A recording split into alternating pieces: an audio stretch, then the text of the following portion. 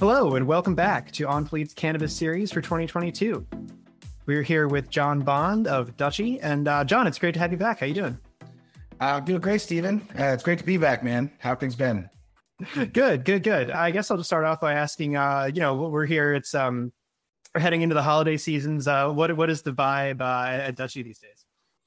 Busy as always, man. I don't know if there's ever a day that we're not just moving a million miles an hour. I think the exciting thing about the stage of the company today is that we've got, nearly 800 folks on the team now. And so we're able to get more focused in more granular areas, which is really exciting. Most folks, getting into cannabis and shopping seasons, it's always very busy, right? Especially with like retailers. And so you've got Green Wednesday, you got Black Friday, and then you got the myriad of specials that folks run around the holidays. So while some people are winding down, we're always gearing up for a very busy time for our retail operator partners. I think when we first spoke, it's been a while at this point, you were starting to be able to see how the pandemic had impacted the industry. And so I'm curious to check back in and hear your perspective on how the cannabis industry has changed since and during the pandemic. I think that a lot of the things still hold true, but I think there should be, and there is now, obviously, an increased emphasis on understanding your business as a cannabis operator. I think there was a much needed, what I consider a quote unquote growing up phase for the industry to rely on technology a little more to help, handle some of the things that, aren't involved with providing the best customer experience personally in store with your cannabis customers as they come to a dispensary.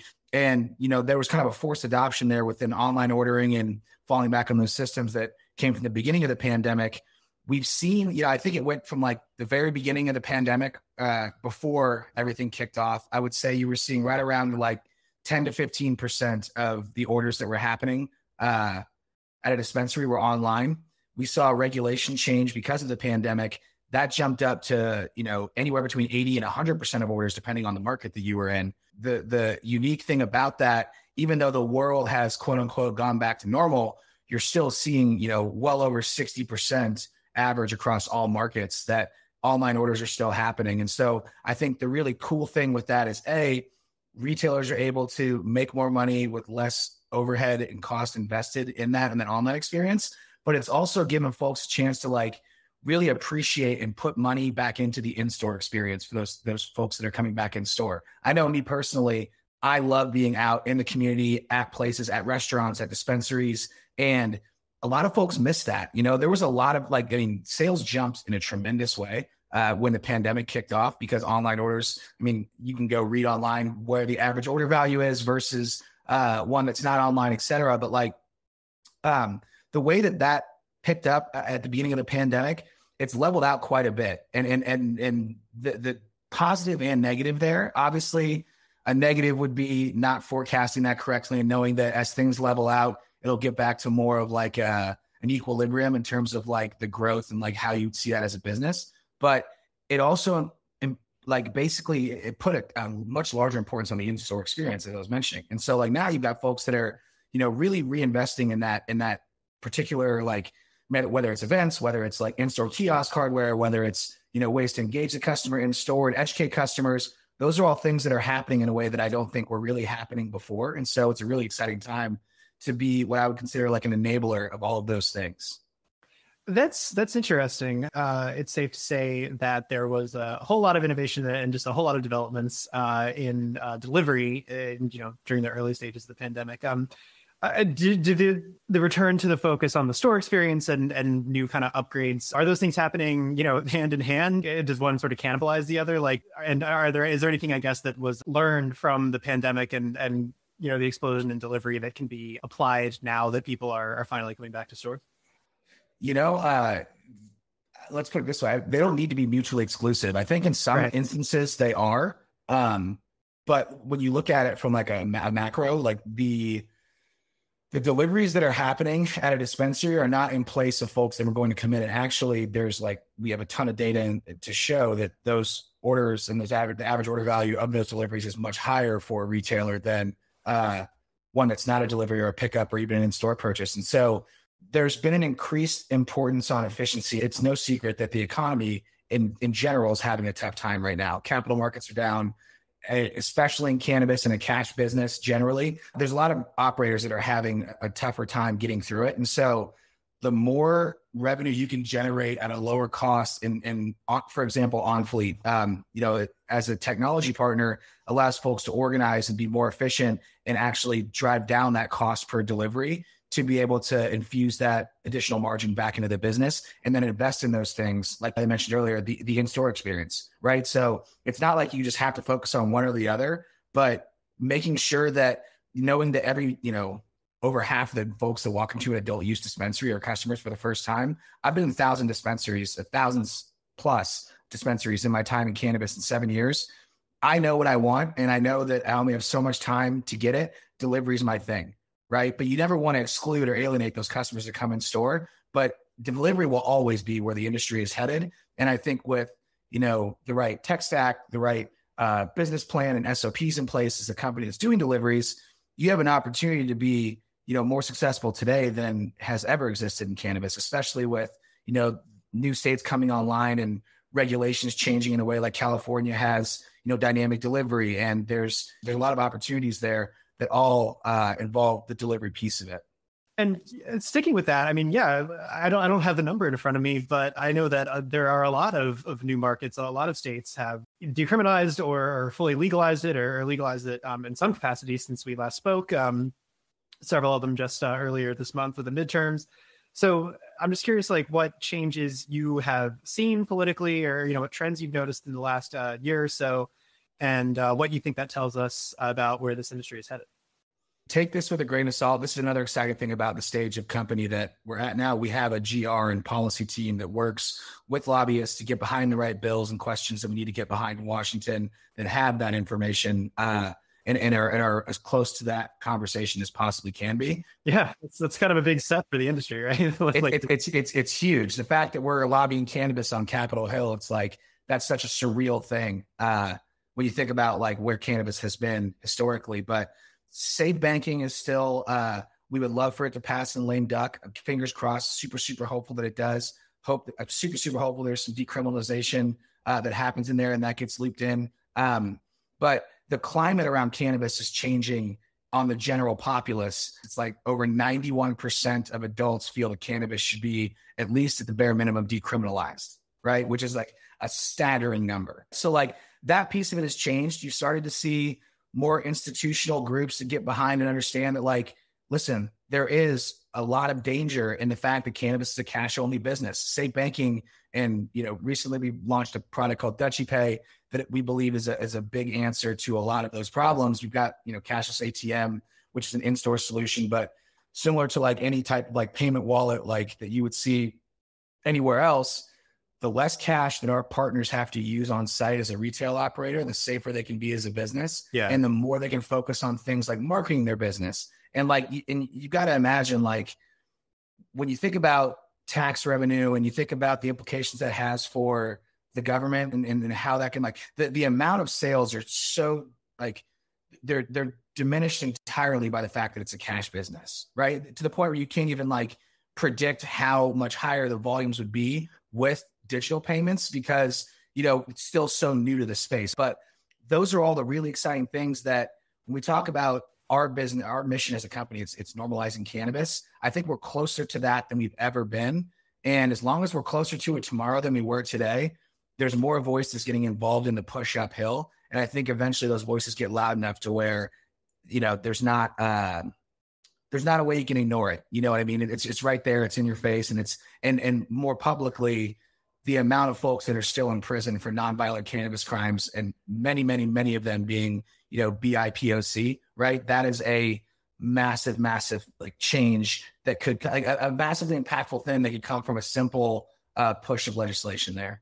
A lot of people who were pushing for reforms on this, historically have been coming from the social justice angle. It's still a social justice problem. So, yeah, I mean, can you speak to any progress that you've seen from the social equity programs? And I mean, do you think it sounds like you're at least cautiously optimistic? How would you judge the progress on that front and the possibilities for the coming year or so? Well, I mean, let me put it this way, and I'll say this without sharing any sort of political feelings whatsoever. it's absolutely more of a social justice problem than anything. In fact, I think that's the biggest problem. And I know that at Dutchie, we agree that that's the biggest problem. I think that one of the things that we think of when we talk about solving the biggest industry issues that are out there, and really that's the position that we're in, and the call that we answer for our partners every day, our ability to like improve the business behind cannabis and help operators that may not have had that opportunity to be successful, where they traditionally may not have been, because there's a lot of big money behind some cannabis companies that make it traditionally very difficult for folks to be successful from those underrepresented groups and communities. That's the win, right? And it's like, we do that by way of providing great technology and allowing folks to understand their business. But like, social impact and the opportunity is like by far the biggest impact that cannabis can have, and from like a positive standpoint. And just so you know, like Dutchie or any of these other companies that are making a push in a genuine way, like it's not an easy thing. And we're so like proud to be a part of it, because there's just so many different areas that need help right now, from like people like supporting initiatives and getting behind it and being public about things that need to happen. But we've got a partnership with Life Prisoner Project that we actually have had now for about the better part of a year, where we're matching up to $1 million in donations of folks that donate based on after checkout from the Dutchie product on the Dutchie receipt. So like basically there's a QR code, folks go right to the site. If they donate, Dutchie's matching up to $1 million there, which is really exciting. Yeah, it's a super exciting thing. There's a lot of folks that hopefully are going to benefit from that. And I know LPP is doing a great job in like continuing to what, as I would say, like carry the flag uphill and push on that. And they've gotten several folks out of prison in the last year. So that's really exciting. But I think from like the climate and what you mentioned, the thing that I'm really excited about that I look forward to in 2023, there's been a lot of really great grassroots groups that have popped up locally in different markets. The MCA in New Jersey, there's a ton of groups in a lot of these newer markets that are focused on ensuring that like social impact and social equity policy is written in a way that's actually meant to be inclusive and not benefit the few, to benefit the many that are involved in those types of groups. So that's the one piece. And then I think the other side is like, there is, like I mentioned earlier, but an undeniable like social impact that folks getting behind cannabis and generating opportunities for folks in some of these underrepresented groups, especially like historically impacted by like the war on drugs in New York City, right? I don't know if you're familiar at all with what's happening there, but like the first licenses that are being issued are all to social equity applicants. And that's a super exciting thing. That's giving folks that have been convicted of cannabis crimes an opportunity to make money, where I think there was like cannabis sales reached 25 billion in 2021, and there's still folks sitting behind bars. So to be able to afford folks an opportunity that haven't had one before is like the name of the mission. Like, and in fact, I think it's even shifted more into that. Like, we do it by providing great technology, but make no mistake, we're still a small company from Central Oregon that got into this before it was cool, before people were making a ton of money in cannabis, before all these things, right? Like, we got into it because we wanted to make an impact and make a change. And that's like a super exciting thing to see that start to come to fruition. And I think the sky's the limit as we continue to push, but it takes a unified one. Jon, one last thing that I wanted to ask you about is supply and demand problems in the industry and the recent drop in wholesale prices. I'm not that familiar with this issue, but it's interesting now that more of the stuff is out in the open. We can actually get a better sense of what's going on in this market, and would love for you to just sort of explain some of the issues that we're seeing today. Yeah, cannabis saw a tremendous growth in the time of really from the beginning of the pandemic through about a year in, it was like off the charts, exponentially growing day over day almost, right? To my point earlier, some folks that may not have been planning to really understand that true cost of growing a gram, right? Or how much flower they can sell. Like, you should understand your sell-through rate. You should understand, what it costs you to grow a gram per flower, like completely out the door, sold through. You should understand your like true EBITDA of your business. A lot of folks weren't paying close attention to that. And so folks may have like scaled up. And if you're growing and producing more product, and like let's just start with flower. If you're producing more flower than you can sell, if you can't sell 80% of it in a monthly time frame, you're growing too much. It's not a can of peaches, right? The quality of that flower and how quickly it deteriorates and not even necessarily like physically, don't get me wrong. I smoked plenty of products that is more than a month or two old because that's just who I am as a person. But if you're in a dispensary and you're a consumer and you see a product that's on the shelf as consumers start getting more educated, that's been on the shelf for a month and a half, you're probably going to stray away from that, right? And now all of a sudden, if you're an operator and you've got your own product on the shelves and it's blocking you from getting a reorder, nobody wins in that situation. And so it's a combination of, making sure people need to like forecast the business correctly. And like, I know facilities, a really close friend of mine, Dutchie customer of ours, they are the top producer in the state of Missouri. They have 5 retail licenses. They sell wholesale to like 98% of the operators in the state of Missouri. And they're only using like 15% of this massive state-of-the-art facility that they have because the demand based on what they're able to pull down wouldn't have made sense to grow all that flower and sell it in that time frame, right? There's a lot of folks that don't take that approach to their business, which is definitely something that needs to happen. So you start to get frantic. You have that product sitting in your shelves. You're like, I need to get rid of this product. So I'm going to drop the floor out of it and sell it for super cheap, which ultimately blocks other providers from getting orders, which means that that person has to either like come down in price or match the pricing that the person had offered. And like, it's a race to the bottom from there. And so, if folks were able to put quality and time and continue to, and there are plenty of folks doing this too, so don't get me wrong, but the general consensus of why companies aren't successful right now is because they're not playing the buy-sell game correctly and understanding the cost of doing business. And that first piece leads into the next of like weathering the storm and knowing that maintain the line on the price point for a quality product. I can tell you right now, it doesn't vary that much in the cost to grow it. Once you get to a certain point, you can't get like that much better from that side of it. And so like, if you're just selling it for less and it's still costing you the same to grow that product, I think that kind of speaks for itself. Thank you so much for stopping by. And before you go, would you mind just sort of, plugging Dutchie if anyone is curious to learn more? Yeah, absolutely. So if you're not familiar, Dutchie, we are a cannabis technology platform with e-commerce, point of sale, and payments. We're really excited about some of the things that we've got in store for 2023, of which being a lot more partner related marketing and co-selling efforts, I should say. And then when I say that, if it's not e-commerce, point of sale, or payments, we have partners for almost all of it. And we're onboarding, I would say 15 to 20 new partners a week in terms of cool technology companies that are wanting to work in the space. So if you've looked at us before, know that we're really excited about the next step for us and really trying to help tie together, some of these, like, it feels like we're so very close, right? And so like, it's our goal in the next year to continue to make cannabis retail operation easier for our partners. And so check us out at Dutchie.com.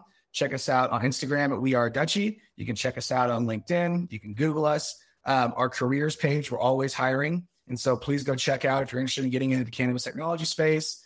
Check out our careers page at Dutchie.com. And other than that, we look forward to seeing you out there. We're at quite a few events. See someone with the Dutchie shit or hat on, go up and say, hey, I promise we're all friendly, super authentic people. So we just love to hang. Yes, I can second that.